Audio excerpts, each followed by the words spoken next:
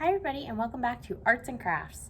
Today for a Thanksgiving themed arts and crafts project we are going to be making pine cone turkeys. This might be a project that you've maybe done in the past, maybe you did it at school before, maybe even at school when you were younger. But this is a fun little fall themed craft that we can do and it'll get us in the mood for Thanksgiving. So what you will need to do this craft are a pine cone, 3 pipe cleaners. There's 6 here, but I cut 3 in half to make 6 pieces. You need a pom-pom, 2 googly eyes, and yellow and red felt. Or you could probably use paper too, but felt just looks a little nicer and a little more put together. So if you get a make and take kit, you will have everything except scissors and hot glue to do this. There's another way that you can do this too. You can paint the spokes of the pine cone, which might work better if you have a bigger pine cone. We have smaller ones because these are craft pine cones. I didn't go collect these outside. They were supposed to be like Christmas ornaments, like things you could hang on the tree, and they came with a gold hanger on the back of them, and I just cut that off because we're using them for this purpose and not to hang on a Christmas tree.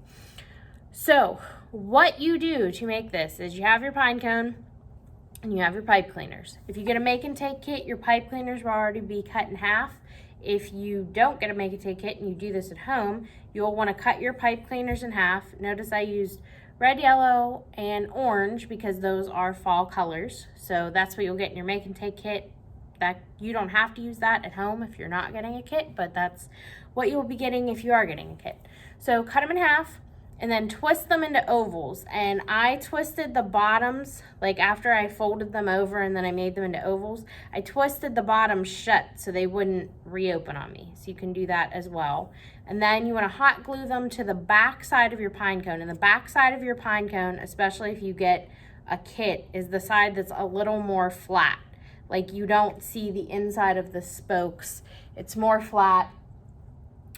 It's the part that like came off the top of the tree. So that's your flat side, that's your back side, and that's where you want to glue your feathers.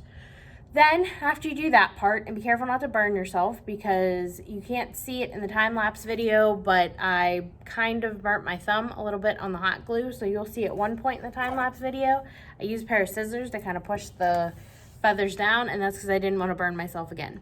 So be careful, but once that's done, if you haven't already cut out a wattle and a beak from your red and yellow felt, if you get a make and take kit, it'll be done for you already. If you're doing it at home, it won't necessarily be done. So if you haven't done that already, your next step is to draw what kind of looks like a deflated balloon out of the red to make the wattle, and you'll cut a triangle out of the yellow or orange to make your beak.